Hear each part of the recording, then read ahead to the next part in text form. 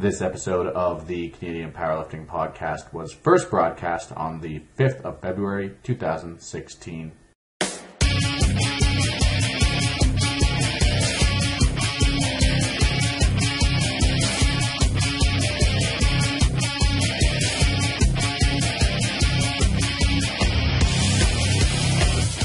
Hello and welcome to the Canadian Powerlifting Podcast, the bi-weekly show that brings you the best of powerlifting in Canada, discussing trending topics, training advice, coaching philosophies and much more.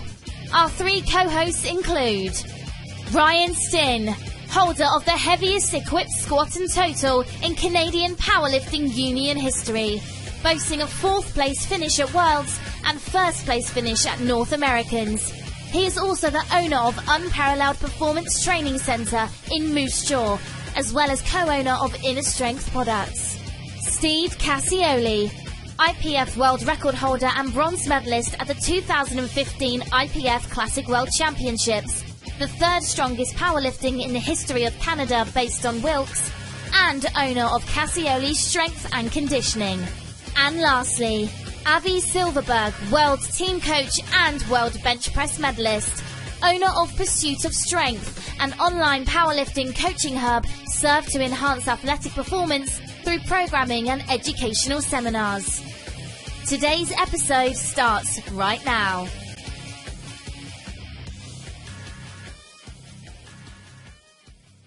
Hello and welcome to the Canadian Powerlifting Podcast. We are on episode 10, our 10th and final episode for season 1. We're going to take a little bit of a break after this episode leading up to Nationals so we can all focus in on our own performances and our athletes that we're coaching. But we got a fantastic episode here to round off the first season. We had mentioned on last week's podcast when we sat down with Adam Ramsey that we would have Ray Williams join us, and unfortunately, Ray is actually a really busy man who works, goes to school. I think he said he had a second job as well. So and not only that, he's training for the Arnold. He's training for the Arnold coming up here in a few weeks. So we couldn't coordinate schedules to get him on this 10th and final episode for season 1, but we already talked to him, and we are gonna bring him in for season 2. We just got to find a time that works for everybody. But we did promise an international guest, and we did get an international guest for you. And this week we have J.P. Cauchi, Team Australia lifter and coach. Fantastic conversation with him. To be honest, I have a little bit of a man crush on JP as a coach. This guy is unbelievable coach. If you follow him on Instagram or YouTube, you'll know that he has absolutely amazing technique, and everything that he was saying in our conversation and anything he says is truly wise beyond his years. He's a fantastic lifter, fantastic coach, and definitely somebody to watch out for. So if you haven't heard from him, we got a special treat for you this episode. But before we roll into that, we have our usual, what do we have, Ryan? Our bi-weekly, coast to coast, bi-weekly powerlifting wrap-up.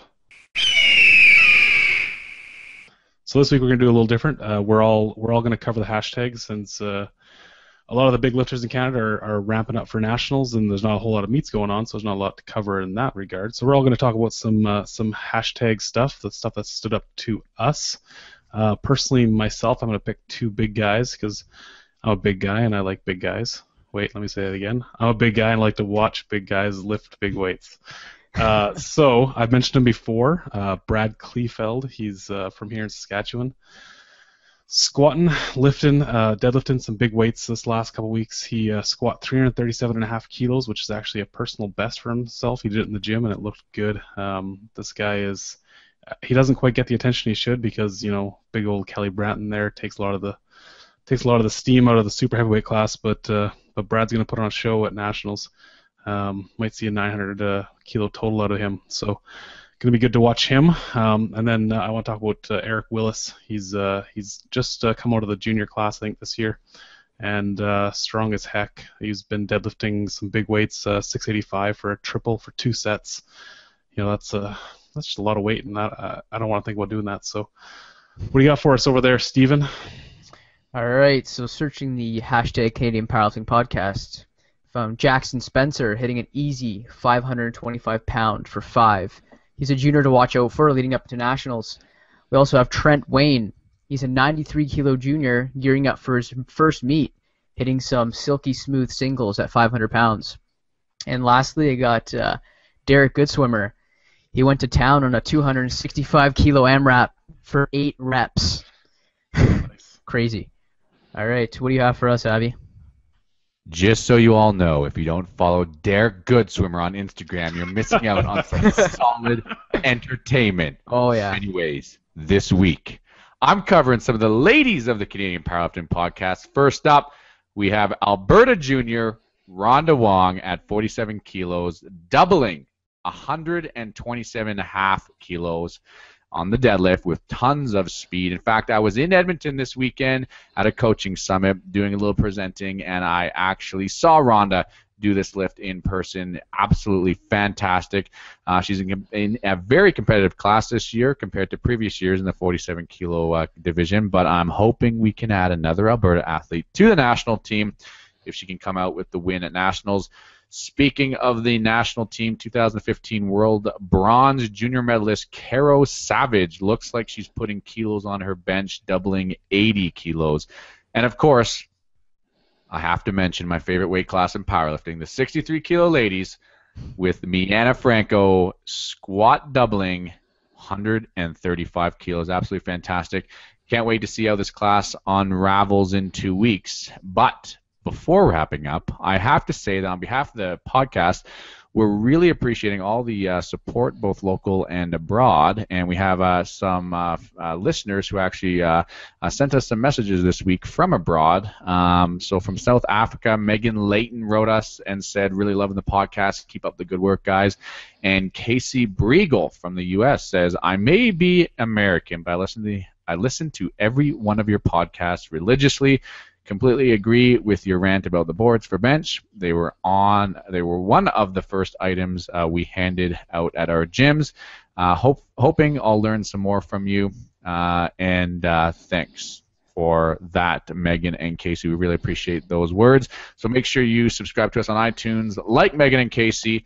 And that, folks, is your bi-weekly coast-to-coast powerlifting wrap-up. So last week on the podcast, if you are a regular subscriber, we had Adam Ramsey, and Adam was grateful enough to give away 1 month of his time where he is going to design a program for one of our listeners and going to work one-on-one with that athlete. And I'm going to turn it over to Ryan here to just tell us who won that fantastic prize. And Ryan, you can't pick your own name. I'm sorry. Damn it, I was actually going to do that. I was going to say the winner is Ryan Stinn, but okay, I won't. The actual winner is Sean Jaggett. I hope I'm saying that right. I think like Steve said, he's from BC. So congrats, Sean. That's an excellent prize. We will get you connected with Adam and get him working with you. So excellent prize. I think it's one of the best this season. But yeah, I was actually gonna say that I won that.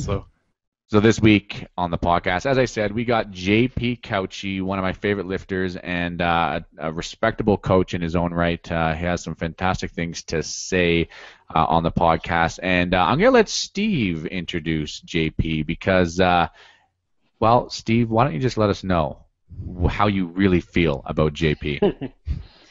JP's a good guy. I have nothing bad to say about him. But yeah, this week we have JP Cauchi on the podcast. We had great talks with him.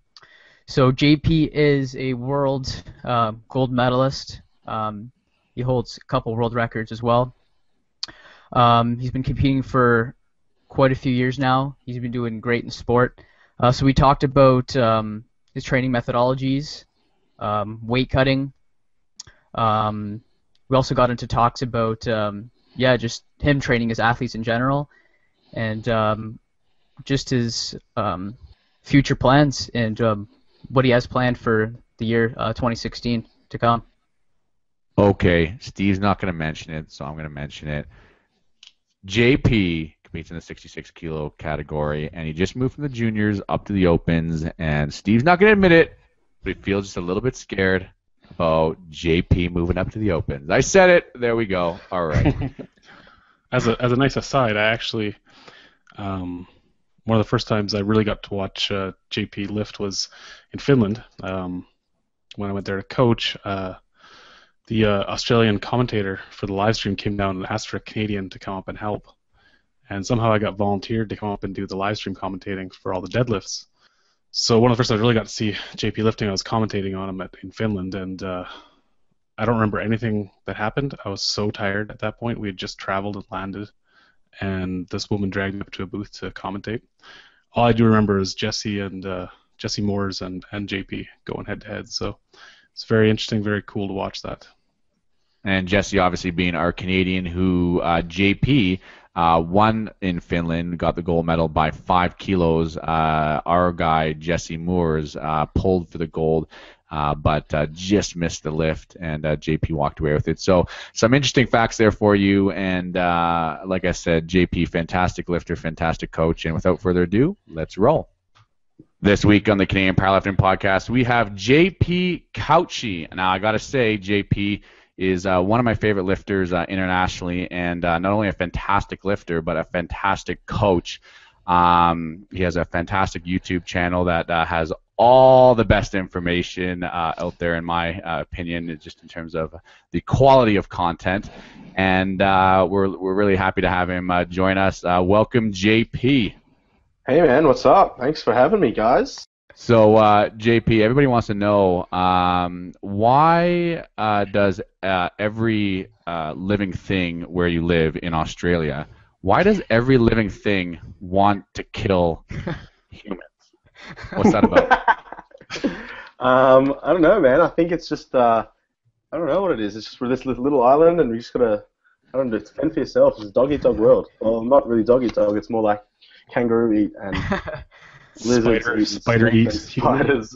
Spider eat people. Yeah, there are people eating spiders and spiders eating people. So it's pretty messed up down here. That's kind of why I started lifting weights, because otherwise I was going to die. I'm not very big, so. That's right. If you're going to fend off those kangaroos somehow. JP, can you tell us a little bit about your background in the sport, and maybe how you got involved, and just some of your recent accomplishments as an athlete? I know that you, as I just said, you moved into the open category as of January. You competed in your last junior meet in Uzbekistan, I think. So maybe can you just tell us how you got involved, and then the meets that you've done internationally and where you are right now? Yeah, man. So I started lifting weights, I guess, when I was a kid. Here in Australia, we play Australian rules football, which is it's like the hockey of Australia. Like like I presume in Canada, you all play hockey. That's kind of like what we do. We all kind of grew up playing Australian rules football, which is like this weird hybrid mix of like rugby, American football, and like soccer. But you kind of need to be jacked and tanned, and I'm not very jacked. So I was like, I got to lift some weights, get a bit bigger, get a bit stronger. And it turns out that being little makes lifting weights really easy, so I was good at that. But I just stuck to lifting weights. Pretty standard, and pretty standard kind of route progression. Did a bit of bodybuilding, and then I discovered that I lifted weights better than I was good at being big, because I'm not very big.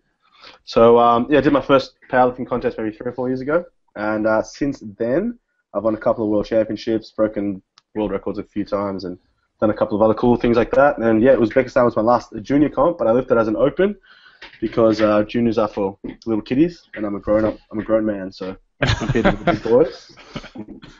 That's awesome. So can you actually tell us what world records you currently own? I know that I've seen you compete previously, but I don't know what you've just broken. I think you just broke some more records here this year. Yeah, so currently I have 2.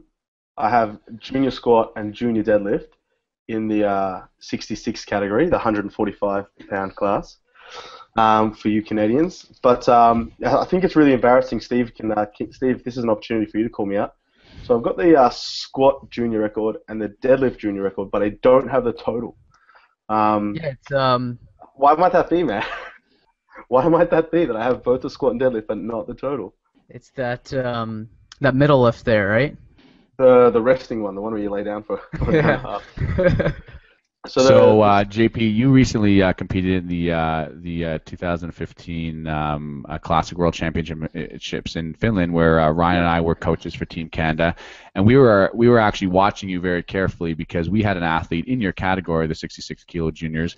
You won that. You won that division just narrowly from our Canadian athlete Jesse Moores. Big shout out to Jesse. Yeah. So can you tell us a little bit about that experience and maybe just go into the level of competitiveness that that powerlifting now has as it's continuing to grow? Yeah, man, for sure. Powerlifting's real cool. Like, I guess when you first start lifting weights, everyone just talks about hitting PRs or PBs and just progressing comp to comp. And as long as you're getting stronger, that's kind of the most important part. But when you get to a competitive level, getting stronger is less important than just winning the event. So it makes it pretty exciting. I think coming into the Worlds this year, I think it was pretty cool, like having Jesse there. The year before, it was kind of me and a Russian and a Swedish guy, and the Russian wasn't coming. So initially, it was just looking like it was going to be me and the Swedish guy, Eddie Berglund, the big bencher. But then this nobody comes out of, kind of comes into nominations. Your guy, Jesse, and I hadn't really heard much about him. He hadn't really competed very much before. So it made it really cool because it was like, there's this guy who's kind of coming in. It's his first Worlds, and this was my third World. So for him, it was kind of like, he's the new kid on the block. There was no pressure, and I guess I won the year before, so I kind of put all this pressure on myself. Like, I'm expected to win. I've got the highest nominated total. Like, blah blah blah blah. So it was cool. Like for Jesse, I guess he didn't really have anything to risk. There was like nothing on the line, so he went for that Hail Mary deadlift on the third attempt, and it didn't come off for him. So kind of worked out in my favor a little bit, I guess. You coach a number of lifters in Australia. You have you coach at a gym there that's quite I guess world renowned. I would say even us here in Canada have heard of it, and you have a number of fantastic lifters that you coach. Can you talk to us about your coaching practice? Yeah, man. So I coach out of Obsidian Strength. We're in Melbourne. So for those who don't know, I'm in Melbourne, and so is the gym. It's got a bit of a name, I think. It's pretty cool. We're producing some pretty good lifters. I think we had, off the top of my head, maybe a dozen of our lifters represent the country in December last year, be it at the Commonwealth Championships or at the Asian Championships that I went to. So we got some pretty good lifters coming out of there. It's pretty good fun. And can you tell us a little bit about some of the athletes you coach? I know I think you're actually working with one of our Canadian athletes, Josh Hancock, and maybe some others. Can you talk about who you've actually worked with? Yeah, man. So I do it. My coaching's kind of split at the moment. I kind of do half of it online. So with my online coaching, it's all like obviously remote. I don't get to see a lot of these guys. A lot of them are from overseas. So a lot of my guys are actually in Canada, USA, England. I've got a guy in Slovenia, so a little bit spread out. Do all that kind of stuff remotely. It's a pretty cool little setup. I did work with Josh last year. He's doing his own thing at the moment, I think, as he prepares for your nationals, which is only a couple of weeks away, which you actually mentioned. But in Melbourne, obviously, out of the gym, a lot of the guys I coach in person, so that's pretty cool. So I get to train with them and kind of guide them through the whole training process and run their programs, and that's obviously a little bit more intimate because I'm there and I can kind of fix things as we go. So it's a pretty different dynamic, Like online, it's more like send us all your stuff. I'll send you all the stuff. What do you think we need to work on? Let's have a chat once a month or so. Whereas in person, you're training with them 4 days a week, 5 days a week. I'm at the gym 30 hours a week, 35 hours a week. Guys are training, coming and going and training, and I'm there anyway. So it's a very different approach, different dynamic. Has its own, I guess each has their own like pros and cons. Do you find that because there's lots of lifters who are listening to our podcast who might not have a coach, and all of us here at some level do some coaching with athletes. Do you find that it can be a productive coaching environment and an effective coaching environment to get online programming from a coach, from a reputable coach, or do you think like working one-on-one is more effective? From your experience, since it sounds like you do both, what do you for which candidate I guess would be optimal for the more of that online environment, and which candidate would be more optimal for that in-person environment, or would you say one is just wholly better than the other? I don't know if I'd say one is wholly better than the other. I think with online, there's kind of two kind of mindsets. Some people are just like, it doesn't work, it's a waste of time, blah blah blah blah. To be honest, at first I was like, is this going to work? Like, is this actually a viable coaching option? So when I started, I had only very few guys. I just wanted to kind of test the waters. But as I kind of saw results and it was kind of working, and I improved my communication pathways and all that kind of stuff kind of happened, I was like, hey, this is actually like a valid coaching methodology. This is a valid coaching system. In person, it's obviously a little bit more formal. It's a little bit more intimate. You get to be there with a person. I think kind of on the whole, online coaching works kind of better for those that are more intermediate to kind of advanced stages. Guys that are more familiar with things, guys that I can say, hey, I want you to do these exercises. You know how to do them. These are the reps and sets. You know what they should feel like. Go and do it. Whereas if you've got guys that have like, just as a throwing a number out there, if you've got a guy on a 250 Wilks score, you know, like he's never competed, they squat 100 kilos, like online coaching just isn't going to be the right thing to do because you need someone in person kind of pushing you physically manipulating you, physically telling you, do this better in real time. Like real-time feedback is kind of what you need. Whereas, like I said, if you're a bit more advanced, you can just kind of send some videos and say, hey man, what do I need to work on next week? Think about this, think about that, think about this, think about that. That's kind of works just fine as well. So JP, you're fairly young, just opened this year. What's your background? How did you get into coaching, and how did you decide to pursue this as part of your career? That's a really good question. I think my coaching kind of background started when I was really young, like when I was like 13 or 14, when I was helping out coaching at Little Athletics. So I did some track and field as a kid, and then track and field I kind of stopped competing in track when I was about 15, and like I said, I kind of pursued Australian rules football a little bit more. But even while I was playing football, I was coaching track and field. So I've always had an interest in teaching people. I've always had an interest in movement. I've always had an interest in the way the body moves. I think that's kind of like my bigger interest is like how the body moves and whatnot. So I studied at university. I studied anatomy. I studied physiology. I did a bachelor's in science, as I mentioned before, with a major in anatomy. And then obviously I started lifting weights. I was lifting weights all through my kind of high school, like I said, but not very formally, not in a powerlifting style. And then when I kind of discovered powerlifting, I took that a bit more seriously. And then the opportunity came around to coach. And I don't think it was like I think it was never a conscious decision like saying where, hey, I really want to coach powerlifting. It was more like people approaching me saying, hey, I need help. Can you help me with this? And it was just a natural progression. I just taught people how to lift, and I got better at teaching people how to lift. And I said, hey, I'm not bad at this, and I'll keep doing it. I did it pro bono for so long, did it for free for so long, while I was working a dead-end job, and I was like, why don't I actually make a living out of this? And that's what I'm doing, so it's pretty cool. You know, JP, there's a lot of high-level athletes who decide to get into coaching, and a lot of juniors who offer online programming services, and they've seen some success in their coaching practice and in their athletic world as well. But let me tell you something. I've been in the coaching game a long time. I have a formal background in education in coaching and teaching. For those of you who don't know, I actually one of my university degrees is in teaching. So I understand that coaching is a teaching environment, and it's quite complex. And there's a number of different dynamics that come into play when you're working with somebody and trying to manipulate variables to get them better at their sport. I think there's a lot of uncredible coaches out there. I think there's a lot of coaches who don't really understand all of the things that go into coaching. And one of the things that I actually know about you, just from watching your YouTube videos and from talking to you previously, is that you're just so wise beyond your years. Just your philosophy on training, the mastery of technique and the way that you're able to actually articulate certain technical principles of the lifts and biomechanics and even physiology. You're extremely knowledgeable. So, I guess my question is, how have you come to acquire just this years of experience for not being so old? Thanks, man. That was really touching. That was hit me right here. That was really sweet of you, man. That's a really good question. I don't know. It's going to sound really standard and really cliche, but obviously just a lot of reading, a lot of interest, a lot of, like I said, I'm so interested in how the body moves, and I studied a degree in anatomy, so understanding where things are, how things move, what mechanics are and stuff is really, really important. I think one of the things that really helps is I think being formally educated is really important. I think awesome. Being educated is really important, and not that for example, like I said, at uni I studied anatomy. My major was anatomy, and my minor was kind of unofficially my minor was kind of physics. So I did a lot of maths, I did a lot of physics, And at school, I never learnt about powerlifting. I never learnt about, I did a small unit on biomechanics, but the biomechanics we studied was more stuff like when your leg swings, there's this much torque, and there's this much this, and there's that much angular momentum, all that kind of stuff.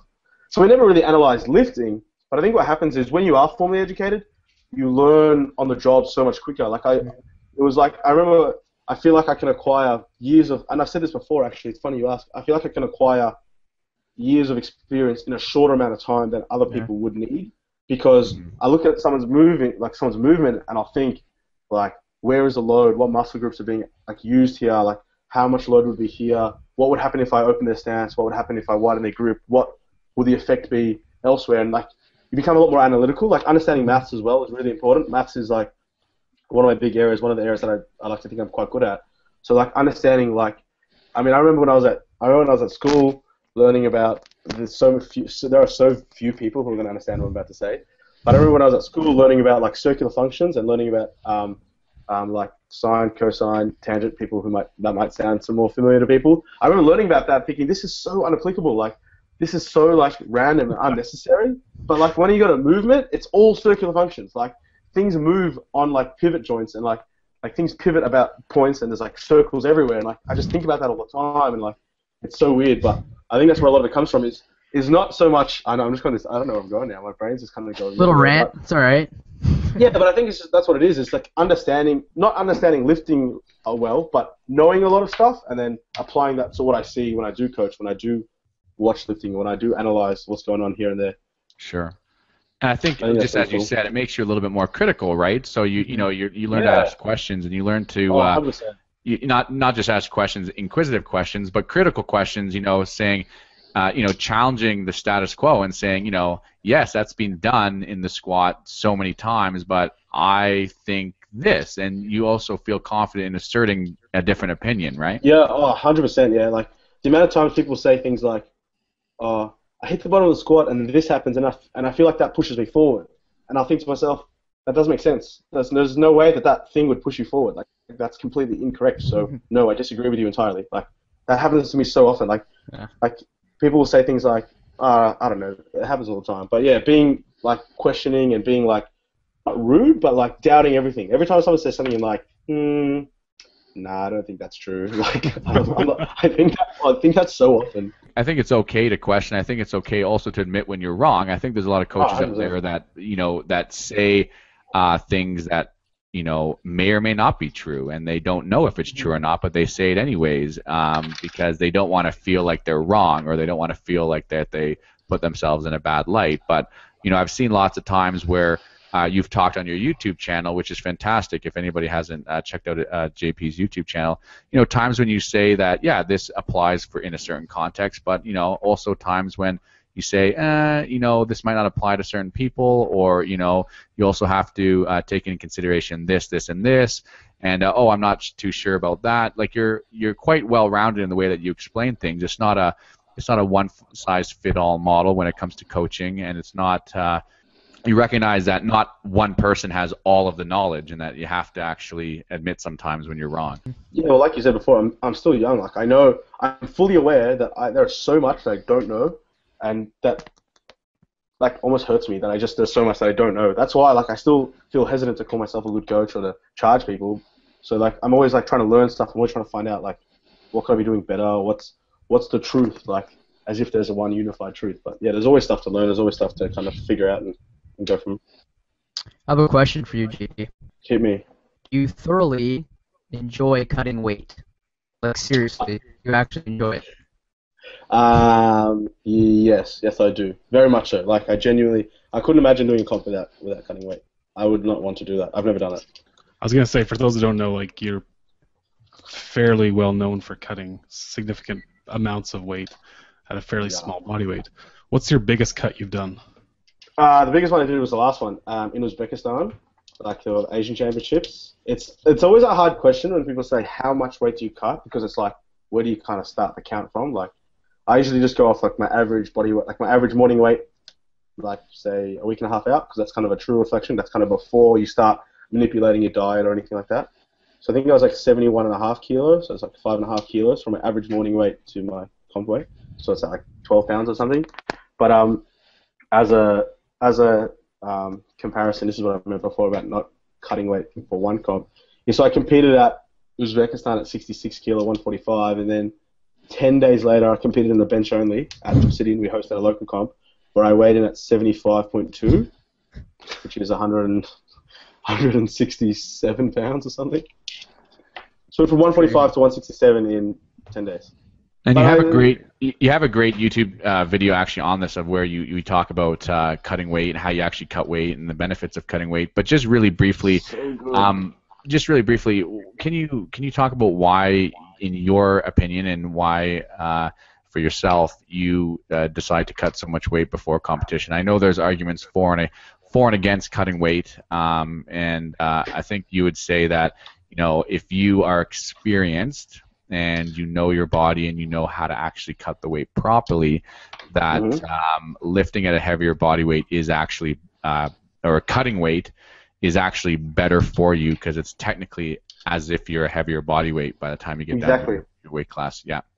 Well, that's the key, is that it's not the cutting weight itself. I think people get confused. The cutting of the weight itself is a detriment to your performance, but the positive effect is being heavier. Like, I mean, I know, for example, Steve, I could ask you, like, what do you weigh, like, walking around, like 66 and I'm like 67 and a half these days. Like, how much stronger do you think you would be if you weighed 71 and a half or 72 kilos? Personally, like, I know when I put on like half a kilo or 2 kilos, I feel so much better. Personally, I really truly feel it in my bench. I feel a lot stronger. But other than that, I think hanging around the weight for me anyways, I just feel a lot more confident going in. I know just in case I don't get all those fluids back in or just something like that happens, right, then I'm not prepared for that, right? Yeah, I'm not even talking about that. I'm just talking about, say, just training. If you weighed 72 kilos, how much stronger would you feel? Like, how much better would you feel? Like, because I know feel good. I know. As soon as I put on a bit of weight, you just become so much stronger. And people need to understand that the weight cutting thing is a transient effect. Like, it's like a very temporary loss in weight, and it all comes back. So the effect is very profound. I did a video on why being heavier is better. And I made that really a deliberate thing. Like, heavier is better. It wasn't cutting weight is better. The cutting of the weight itself is a detriment, and you just need to minimize the detriment by cutting weight properly, by refeeding properly. But you can still get the effects of being heavier, because there's a reason that powerlifting split into weight classes. Yeah, bigger people lift bigger weights. So if you can be bigger, then that's a benefit too. I remember when I was on the lineup at Worlds, you all kind of line up behind the podium. I remember someone afterwards saying, like, you look so much bigger than everyone. I'm like, yeah, because I was literally 3 kilos or 4 kilos heavier than everyone. Like, of course I look bigger than everyone. You were 3 to 4 kilos heavier by the time you got to the awards ceremony. Yeah, exactly. I was 71 and a half, and the next guy was 67. So, like, yeah, of course I lifted more weight than everyone. Like, I was the biggest guy there. Yeah, and so when you say when you say that when athletes cut weights, and from your experience as a coach and with the athletes that you coach, would you say that the error in cutting weight is not cutting weight in and of itself, but something to do with the process of cutting weight, and then also the process of refeeding? I think you mentioned that those two components are critical, right? In the way that you actually do the weight cut, but then also the way that you actually get yourself back up really quickly to that higher body weight after the weigh-in. Yeah, 100%. Like, the way you cut the weight's important. Like, where the weight comes from, it has to come from the right sources. You want to deplete the right things. You don't want to fatigue yourself too much, and at the same time, you need to refeed properly. Like, especially in the IPF, you've only got 2 hours, or even less. People say it's a 2-hour weigh-in. It's actually kind of like less, because if you've got lot number 10, you weigh in 15 minutes past the hour, and if lifting starts on time, you've got to start warming up. Yeah, you've got to start warming up 40 minutes before lifting. So you've really only got like an hour and a half if you're lucky, maybe an hour and 20. So the refeed's really important. I just want to quickly make a disclaimer. I do not recommend big weight cuts for anyone that I coach or anyone that I lift, unless they have a requisite, unless they are like have a certain amount of experience, and that they actually have a realistic chance of winning some sort of major event or breaking some sort of significant record. So what's your number one refeed food, JP? Number one, honey. Honey's really good. Tastes disgusting out of the bottle, but it's very, very good because it's just liquid sugar. And obviously, like, Powerades and chips, anything with sodium is pretty good. The reason that I don't advocate for many guys to cut weight is because, well, there's really no point. Like I said, unless you plan on competing at a high level, breaking some records, winning some sort of nationals, whatever it might be. Like, for me, I know within myself that mentally, like, as an athlete, I'm a bit psycho, I'm a bit crazy. Like, I'm very motivated. I'm very confident. I'm very motivated is a really good word. Like when I'm in the sauna, I'm not even in pain. I'm just sitting there I'm ready to go. I cannot wait to compete. Whereas a lot of people, particularly like inexperienced younger people, they get very stressed. They freak out. I'm very good at being in front of a crowd. That doesn't bother me. A lot of people are like, oh my god, people are looking, the lights, there's all these other things to worry about. So it's just like if you don't cut weight, you won't need to worry, and it's one less variable that you need to kind of concern yourself with.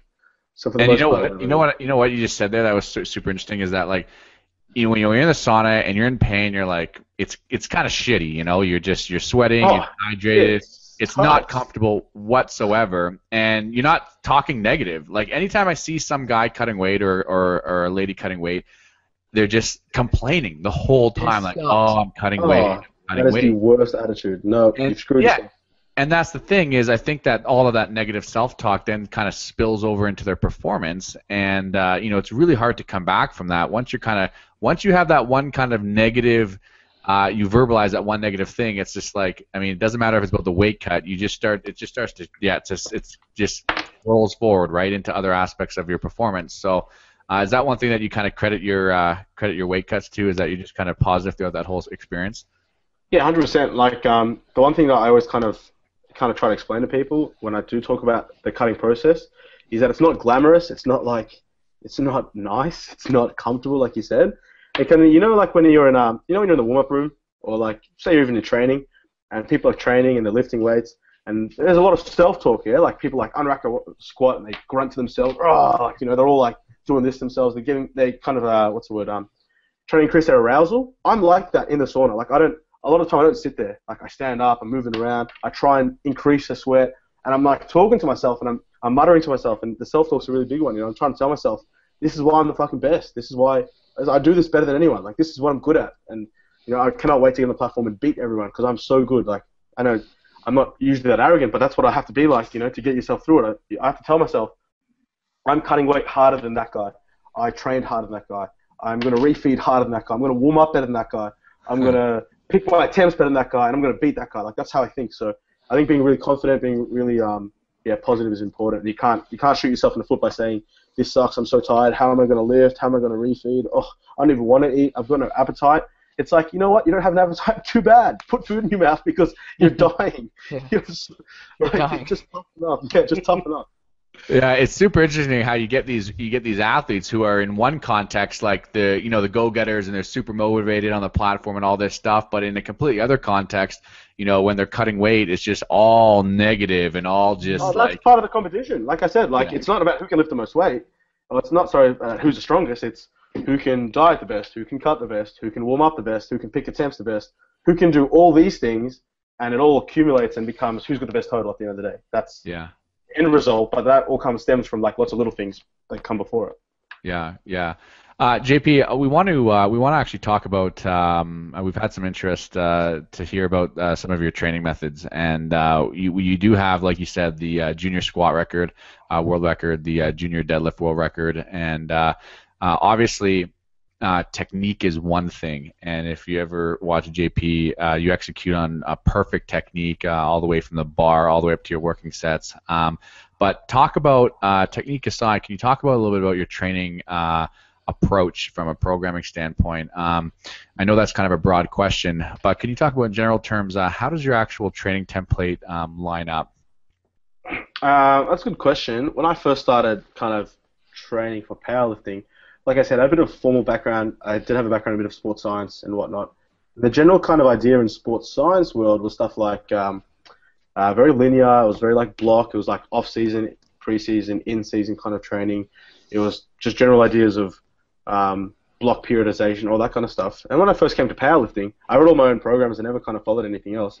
So that's what I just applied. I was like, well, I'm going to do 6 weeks of hypertrophy and then 6 weeks of strength and then 6 weeks of peaking. Like, that was pretty straightforward. But then I saw a lot of, I started looking into programming and I saw a lot of like noise. I call it noise. A lot of stuff that looks pretty. A lot of stuff that's like, oh, we're going to do this, and like all this fancy exercise selection, all this fancy percentages and numbers and DUP and all this kind of like cool stuff.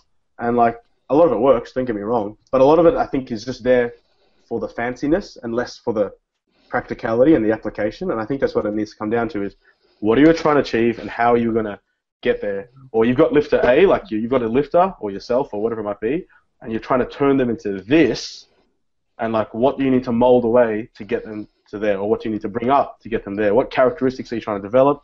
That's what needs to be in the back of your head. So that's what's always in the back of my head when I write programs, and I'm telling you, it's the smallest little changes that I make between lifters that I think make the biggest of differences.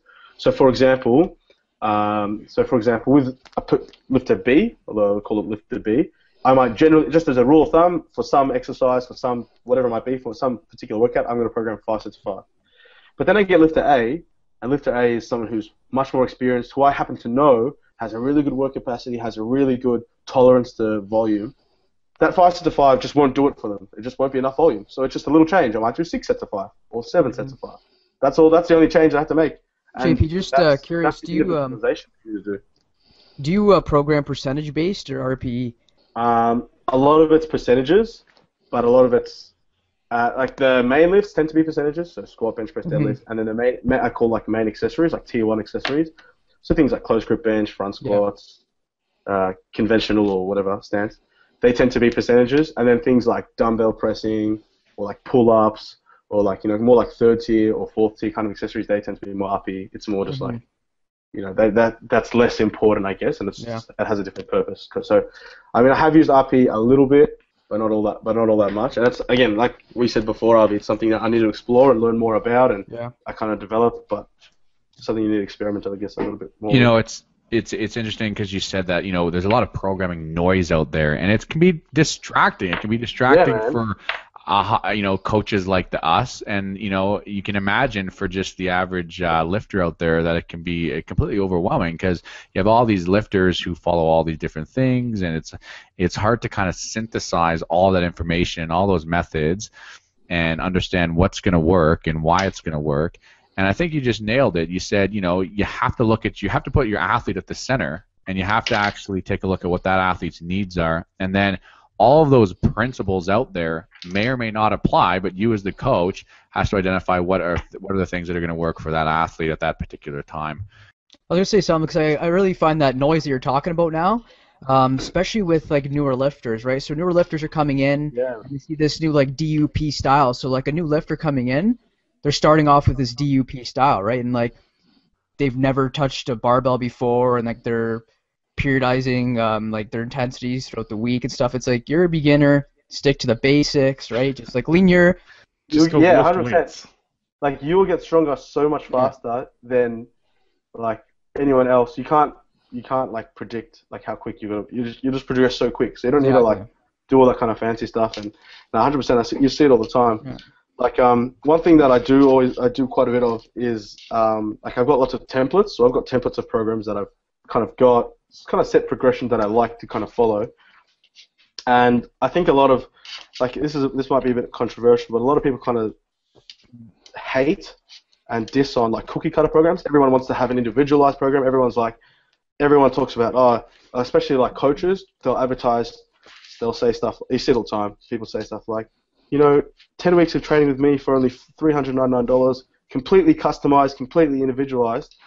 And one thing I don't like is that idea of things being completely individualized, because that doesn't exist. Mm-hmm. Like, for the most part, like everyone's physiology and anatomy is like pretty similar, and there needs to be small changes between lifters. There has to be individualization. Don't get me wrong; it's a very important sports scientific principle. But some people just take it to the extremes. Like, just as an example, I might have bench press as a main lift for someone, and then I might have in my template bench press accessory, and that's the one thing that I change. And for example, I might have a guy who benches like this. It comes down and they wobble every time it hits the chest, and I might say, for you, I'm specifically programming 4-count pause bench because you need practice at holding the bar on your chest. Whereas another guy, I might program the same thing, bench press, but their accessory might be board press because they have trouble locking out, or something like that. There might be small changes that you make in terms of exercise selection or reps and sets. But for the most part, most people need to follow very simple programming, especially beginners. There's nothing wrong with giving a beginner a fairly basic, standardized, routine, cookie cutter program, if that's the right word to use. You know what I mean? Yeah, I think as training complexity increases with the developmental age of the athlete, and as you get closer to your 100%. potential, you might need to experiment with some of those more advanced protocols and principles. But as you said, yeah, I mean, you're going to see so much progress so quickly. Your central nervous system is just constantly adapting to the stimulus that the weight is just any weight is providing. That you're going to see progress. You're going to see adaptation really quickly early on, and it's really interesting to hear your perspective on individualization. It is an important principle, but you think that actually some coaches are taking that too far in the sense that they're changing too much between programming, and you're saying that, hey, there is a base physiology here, and that, when we're looking at, making adaptations to the nervous system, like 5s does something to everybody, and 4s do something, and 3s do something, right? Like, you're saying that it's not going to be that big of a difference in terms of from programming from one to the next. Is that right? Yeah, more or less. Like, I mean, some people might misinterpret that, but for the most part, that's kind of the right idea, is that if you have someone with a 90-kilo back squat and you give them a stock standard program, they might take their 90-kilo back squat to 140-kilo back squat in 6 months. Whereas if you gave them a slightly more better, more specific, a more individualized program, they might get 150 in 6 months instead of 140. So they might progress ever so slightly faster. But that amount is minuscule. The kind of like the more, like you said, the complexity increases when you get to a more advanced level. When the same guy squatting 250, it's like, okay, you've got very specific needs, and now we really need to figure out what those things are. Because if we waste 8 weeks doing an accessory lift that doesn't help, like, that's a waste of 8 weeks. Like, we have to be really like conscious of what accessories to provide, or what reps and sets to provide, or what intensities to work out, or what volume to work out. Because you have a beginner and you give them board press, doesn't matter. They'll get better at bench. Like, the board press will help anyone. If your bench is 60 kilos, you can board press for days and you'll get better. But if you've got someone who's got a 180 kilo bench press and you waste 8 weeks doing board press twice a week, that might have been the wrong exercise choice, you know what I mean? And you get no progress. So yeah, definitely complexity increases as developmental age increases. Yeah. I guess one thing I'd just like to question or ask is, what's your big plan for first year open, JP? What do you got on the schedule? Kick Canada off the podium is probably will be pretty cool. Uh-oh. Oh shit! Challenge accepted. I'm scared. What's my plans? Well, I've got a pretty big year plan, I guess, ahead. I think I've competed 13 times in the last 4 years. No, 14 times in 4 years. So it's been about 3 or 4 comps a year.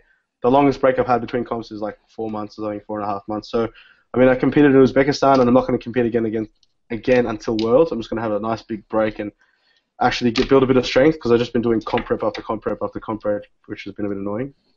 So I'll go to Worlds. I'll compete at the 66 kilo class. I'll shake hands with Stephen at the end of it, regardless of the result. And then that'll be my final ever contest at 145, and I'll move up to 163. That's interesting news. Okay, so I know. I've actually haven't announced that anywhere. Oh. I've just dropped a bomb. Nobody knows. Dropped a bomb. I can't wait to release this now. So you're planning on moving up to 74 then? For good, forever. Never touching a 145s again. Never going back to 66. So I'm only doing it. So the idea here is pretty simple, and I think it's a pretty well understood, especially in the powerlifting kind of coaching world, that to get better, you have to move up weight classes. Like, that's inevitable. You'll never finish your career at the same weight class you start your career. It just doesn't work like that. You have to put on muscle. And I know that long term I have to go up a weight class, and I would love to do that now. My morning weight today was 74 kilos, for those that are... Oh, wow. Okay. It really was. But the only issue is that I'm going from junior to opens, and if I go from junior to opens and try and go from 66 to 74 in 6 months, I simply won't be competitive. I'll go to Worlds as a 74, and I'll come like 9th or 10th. You know what I mean? Like, I'll be so far back behind the pace. And powerlifting in Australia is growing, very, very much so. And what the Australian Sports Commission look at is, how is our open team faring at the World Championships? It doesn't matter what the juniors are doing. Like, I won the last couple of years. They don't care. It's what are the opens doing? And in talks with Robert Wilkes, the head coach of Powerlifting Australia, he'd prefer me to be at 66 because he knows that I'll be more competitive there. It's a less competitive class because of the bell curve, normalized distribution. That's just how it is. So it's a less competitive class. I've got a long history there. Filling up the 74s just isn't realistic in 6 months. So if I can go into the Worlds at 66 and hopefully, get on the podium in the total, that'll look really cool for Powerlifting Australia. And then I can start to be a bit more selfish and then eat a bit more food and go to 74. Steve, I saw your 205 squat the other day for 9, and I was pretty jealous, man. I was pretty jealous. To be honest, that was like, I just had a bad week, and I was just like, you know what? Did like a 5x3. I'm like, you know what? I'm gonna go for it today. It'd be nice if you squatted to depth though, like. Oh man, I'm loving this conversation now. Wait, who has the open world record though right now? Yeah, I know. So JP, we want to thank you for coming on the podcast here. You actually are giving away something for our listeners. Can you just detail what that is and it's going to be something from your gym, and can you just tell us a little bit about your gym as well? Yeah, my gym, City and Strength, like I mentioned before, in Melbourne, Australia. They do wonderful things for me. They look after me. They provide me with the greatest training equipment ever. So we've got like 9 Alico bars, I think like 10,000 kilos of Alico plates, which I'm working on lifting all at once, but that's going to take a little while. So there's some pretty cool stuff. So I'm going to give away some City and Strength apparel. I'm giving out 3 T-shirts. Who am I giving them to, Alvi? How does this work? What do I do? Wow, this is what happens. So everyone knows that you go to our website, www.canadianpowerliftingpodcast.com, and we have our contest page there, and if you enter in your name, JP will do 3 separate draws, and if you enter in your name there, then you'll get one of JP's Obsidian Strength T-shirts. Thank you very much for having me, guys. Very much appreciated. It's always a pleasure chatting to you, Avi, and Steve, and Ryan, of course. Thanks for all the kind words and all that lovely kind of stuff. And always good talking powerlifting. Yeah. We'll definitely catch up at Worlds, and good luck with training, JP. Yeah, just remember, Steve, when I shake your hand before lifting starts, remember all I'm thinking is that I'm better than you and I've done everything better than you. Deal. I'll buy you a beer afterwards. Sounds good. All right, no, man. Thank you very man. much. All right, take care, man. Thanks, JP. Right, so there you have it. That was our conversation with JP Cauchi. And again, if you want to enter that contest, www.canadianpowerliftingpodcast.com. So we will leave that contest open until February 11th. So get your name in there. And as JP said, he's going to be giving away 3 of his gym T-shirts, Obsidian Strength. We saw the logo; it is absolutely badass. It's pretty cool. So get your name in. And Ryan, what can we expect now that we kind of are finished now, our 10th episode for season 1? Where's the podcast going, and what are we planning on doing with the podcast? What an excellent question. Well, I think like you said, we're going to take a little bit of time here. I'm part of the committee that's running nationals, so it's getting kind of down to the wire over here and getting kind of busy. So we'll take a little bit of time. We are hoping that we can get some time at nationals, do some recordings with some people like we did at Commonwealth. So very cool to get some in-person interviews like that, and maybe line up some of the content for season 2 that way. But I think I think the goal will be to get things maybe rolling again. Maybe come early or mid-March, maybe we'll get season 2 going. We're not going to take a huge break here, but a little bit of time to rest and relax. Hopefully after nationals, I know I'm planning to take a trip myself to get away from here to recover. So, but I think we'll do a season 2 pretty quick, and we'll start trying to line up some guests for that fairly quickly. Again, might do another call out to our listeners to ask, who would you like to hear? What kind of content are you looking for? How was season 1 for you? Do we kind of meet the need, meet the expectations, or are we falling short in some way? We make this content for you guys, so if it's not up to your guys' standards, then let us know. Tell us how to improve and how to make it better for you guys. It always helps us when we get subscribers on YouTube or iTunes, get ratings on iTunes, or thumbs up and likes on both iTunes and YouTube. It helps to tell us that the content we're providing is valuable. So I think that's kind of the future of things, and I'm kind of looking forward to it. I had a lot of fun this season. And just looking forward here, you mentioned nationals, and Steve, we are doing something special for nationals. The Canadian Powerlifting Podcast is doing something special. You may be seeing something at the event. Why don't you tell us what that might be? So the Canadian Powerlifting Podcast is actually going to be sponsoring a session on the platform. So if you're on the platform for this specific session, you're going to be getting some pretty cool T-shirts. And if you guys see us around wearing these cool T-shirts, don't be shy to come up and say hello. If you don't like us, tell us what you don't like about us, and we'll have some good chats. And hopefully you tell us that you dislike Steve's fresh haircut and that you thoroughly enjoy Avi's fresh haircut. And yes, these T-shirts are going to be the Canadian Powerlifting Podcast logo. So it's going to be a T-shirt with Ryan, Steve, and myself's face right in the middle of the T-shirt. And there you have it. Wait. What's on the back? What is on the back? Hashtags, man. Hashtags. The hashtags. Hashtag. Tell them about the hashtags. Oh, yeah. And on the back of the T-shirt, we got hashtag Canadian Powerlifting Podcast, just to make sure that everybody knows what to hashtag if you're out there on Instagram. And don't forget, hashtag Ryan, Steve, Avi. Well, Avi, Ryan, Steve. Oh, fuck, man. It went in alphabetical order. It made sense. Well, thanks for everybody for tuning in on this episode, and thanks for us for sticking around in Season 1. We'll see everybody at Nationals, and we'll see everybody during the second season. Peace out, guys. You've been listening to the Canadian Powerlifting Podcast, the podcast that brings you the best of powerlifting in Canada, hosted by Stephen Cassioli, Ryan Stinn, and myself, Avi Silverberg. Please follow us on Instagram and check out our website for some great free powerlifting content at www.canadianpowerliftingpodcast.com. If you like what you heard today, please rate our podcast on iTunes, and don't forget to listen to every other Thursday for a brand new episode.